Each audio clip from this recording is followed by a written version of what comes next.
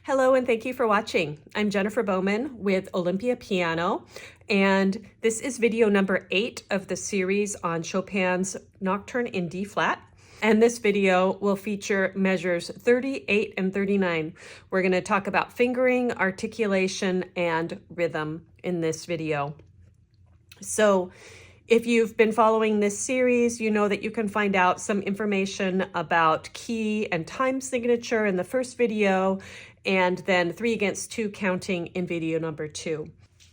If you've watched my videos before, you know I like to just start with the left hand. So we're going to do that here in measure 38. Group 1 of the left hand, basically just one option. 5, 1, 4, 1, 2, 5, 5. Or if you remember from previous videos, sometimes if you like, you can put finger 4. So in essence, that could also start with 4, 1, 4, 1, 2, 5, 4. Group 2, measure 38, same thing, either start with 4 or 5. And there's 2 options here, 5, 1, 4, 1, 2, 5, 5 or 4. Or you could take that middle note with 3. 5, 1, 3, 1, 2, 5, 5 or 4. Let's take a look at the fingering in measure 38 for the right hand. I'm going to offer you 3 different fingerings for this measure. The first one, notice that C sharp is going to be a tie. So this fingering is going to be 4, 1, 5, 4. Thumb is still tying. 3, 2, 1. Scoot the thumb and then hold it. 2, 3, 4, lift. Fingering 2 starts the same way. 4, 5, 4. Then you're going to lift the 4, come to a 5, 5, 3, 2, 1. Hold that 1, 2, 3, 5, lift. Fingering 3, 4, 1, 5, 3, lift. 4, 3, 2, 1, 2, 3, 5. So see which one of those fits with your hand. Let's talk a little bit about the articulation. Generally, the first 3 notes do not have a slur, so that leads me to play them with a little bit more emphasis, and then also lifting up on this G sharp here before beat 4.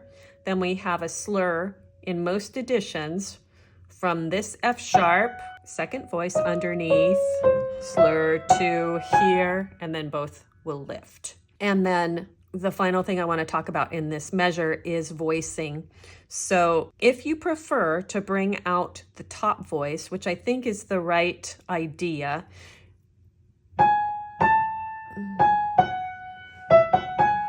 is the more important voice, then what you're going to want to do is shift your hand over to the right just slightly. So you see there's a U shape right here. So the shift is going to give more weight from your arm and your body into the top notes. And then the other thing you want to be mindful of is when you come in on this D sharp that you don't hit it really loudly. So I'll demonstrate. You don't want to go, but you want to kind of sneak in with a little mini crescendo and sneak in here.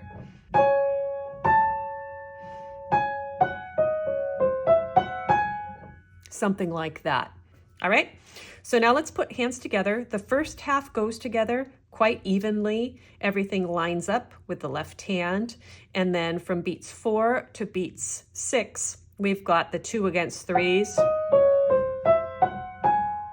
So let's just go over that part first. I'll do it both ways with the ta, tiki, ta, as well as the 1, 2, 3 counting, which you can find a large explanation for in videos 2 and 4, if this is the first video you've seen on the piece. So ta, tiki, ta, ta, tiki, ta, ta, tiki, ta, ta. Or 1, 2, 3, 1, 2, 3, 1, 2, 3, 1, 2, 3, 1. The left hand's kind of fitting in between that triplet in the right hand. Now let me play it one time slowly with the counting out loud, and then I'll play it more quickly without counting out loud. Here we go. 1, 2, 3, 1, 2, 3, 1, 2, 3, 1, 2, 3, 1, 2, 3, 1, 2, 3, 1, 2, 3, 1, 2, 3, 1, 2, 3, 1, 2, 3, lift. Now here it is without counting and a little more quickly.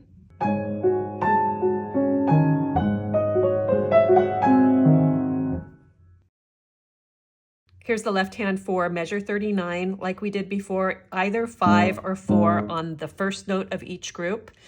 And then I think there's 2 options here, either 5 or 4, 1, 4, 1, 2, 5, 5 or 4, sorry, I can't see that, or 5 or 4, 1, 3, 1, 2, 5, 5 or 4. Group 2, again, 5 or 4, 1, 4, 1, 2, 5, 5 or 4. Or do finger 3 for the middle note. 5, 1, 3, 1, 2, 5, 5. The other thing you want to watch out for is in some editions, you'll see some accents, and those will occur on big beat number 2 or beat 4 in both measures 38 and 39. Just double check if your edition has that. The next part we're going to go over is the first half of measure 39. I'm going to give you 3 fingerings for this section, and they are fingering number 1, 2, 1, 4, 2, 3, 1, and I want you to notice something on that. In order to keep this feeling kind of legato, I'm just going to lift up the 2 because I have to replay it, but I'm going to hold the bottom and then lift. All right, and then we go to the next 3 notes. 4, 1, 5, 1, 4, 2, move. 5, 3, 4, 2, move. Fingering 2. 4, 1, again, hold that bottom note. 5, 3, 4, 2. Notice the hand's a little bit more at an angle for this fingering. 4, 1, 5, 3, 4, 2. Second part, 4, 1, 5, 2, 5, 3, 4, 2. Fingering 3, 3, 1, 4, 2, 3, 1, 4, 1, 5, 1, 4, 2, 5, 3, 4, 2. One other thing I want to mention on the fingering is if you have a grand piano that has a really good repetition to it, for that middle figure, instead of switching, you could just do 5, 1, 5, 1 twice.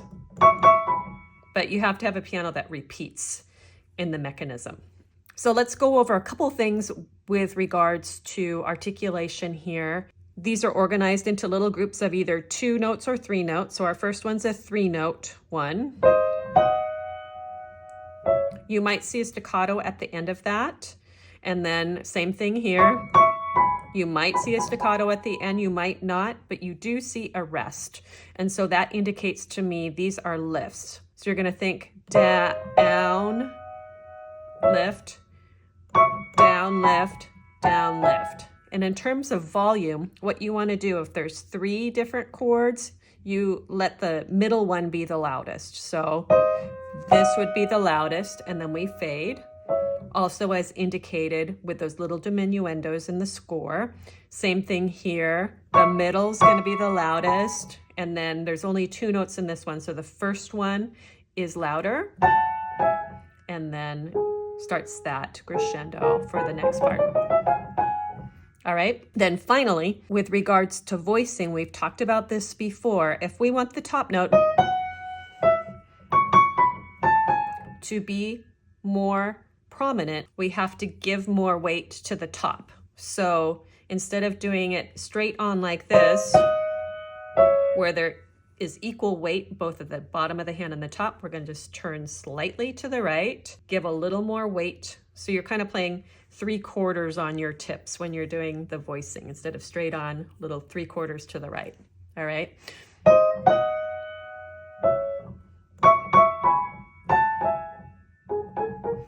And then we change it for that. The voicing for that's going to be on the bottom. Now let's take a look at the rhythm. We've got to line it up very carefully because the first beat is a tie.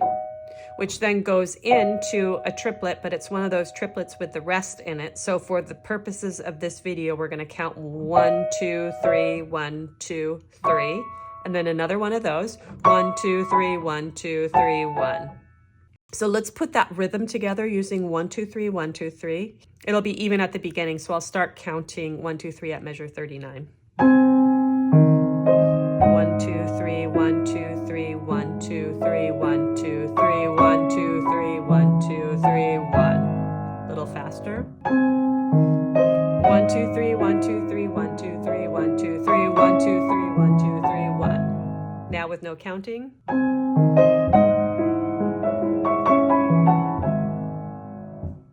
Now let's do the second half of measure 39. Now we have another articulation we've seen a lot in this piece, which is the slur with the staccati underneath the slur and the pedal down. So I like to think of this as a very light touch. So you have a really kind of floppy wrist, it's high, and you're touching with the tips. All right, so on the tip portion of your finger, and it gives us that kind of bell-like quality. Voicing in this case is going to be the bottom because we've got that G sharp on the top. So one way I like to practice voicing for something like this is once you have your fingering down, the one you're going to use is just hold that G sharp down with your pinky. And just get used to what's the angle of your hand feeling like. Feels good. That's also a good way to lock in your fingering, by the way. So I'm going to show you 4 different fingerings for this. Here's what they are. And we're going to start where the octaves start, on the middle note of the triplet. So fingering number 1 is 5, 1, 5 times in a row. 1, 2, 3, 4, 5. Then switching on the C sharp to finger 2. 2, 1, 2. And then shift your hand over from 5 on top to 4, 1, 3, 1, 3, 2. So your hand kind of scoots over to get to that 3, 2. Option 2, 5, 1, 5, 1, then put 2 on this black key. 5, 2, 5, 1, 5, 1, 5, 2, 5, 1, 5, 2, 5, 1, 5, 2, 3, 2. So keeping 5 all the way till the end for fingering number 2. Fingering 3, we're going to have a couple groups of 1, 2, 3 in the middle. This is only appropriate if you have large hands, fingering 3 here. So 5, 1, 5, 1, 5, 1, then 5, 1, 5, 2, 5, 3, 5, 1, 5, 2, 5, 3, 4, 1, 3, 2. 1, 2, 3, 1, 2, 3, 4, 1, 3, 2. Okay, and finally fingering number 4. 5, 1, 5, 1, 5, 2, 5, 1, 5, 1, 5, 2, 5, 1, 5, 2, 5, 1, 4, 2, 3, 2. See what works best for your hand. So as you can see, we have something we have not had before. We have a group of 5. So when we do the rhythm for beats 4 through 6, beats 4 and 5 will be the 2 against 3 that we're used to. 1, 2, 3, 1, 2, 3, 1, 2, 3, 1, 2, 3, 1. We can't keep counting to 3 here because we have this now little 5. So we've got to figure out how this fits together, and then we can put the metronome on the left-hand note and fit it all together. So 5 against 2, our common denominator is 10. If you look at my little chart up above, right hand's going to play 1, 2, 3, 4, 5, 6, 7, 8, 9, 10, 1. Left hand's going to play 1, 2, 3, 4, 5, 6, 7, 8, 9, 10. So 1, 2, 3, 4, 5, 6, 7, 8, 9, 10 together. The main thing I want you to note about this is the left hand comes right in between the right hand's 3rd and 4th interval. 1, 2, 3, 4, 5, 1. Hear how that works? Once I've worked how the hands fit together, then I like to put my metronome on 50 and do the right hand a couple of times, getting the group of 3 and the group of 5 like this. 1, 2, 3, 1, 2, 3, 1, 2, 3, 4, 5, 1. And then we're just going to put the left hand, we'll do it once. Put the left hand where it goes. We're very familiar with the 3 against 2 not so familiar with the 5 against 2, try to get the left hand in between the 3rd and 4th interval of that, okay?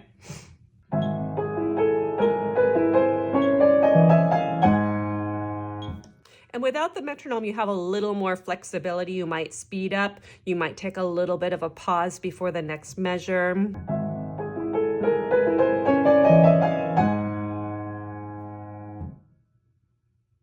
All right, now I'm just going to play through those 2 measures. I'll do it slowly with counting for the first one and then more quickly for the second one. Here we go. 1, 2, 3, 1, 2, 3, 1, 2, 3, 1, 2, 3, 1, 2, 3, 1, 2, 3, 1, 2, 3, 1, 2, 3, 1, 2, 2, 3, left.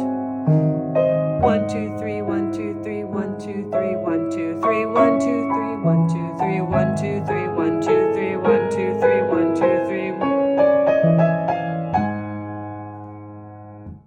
Okay, now here it is, no counting and a little bit faster.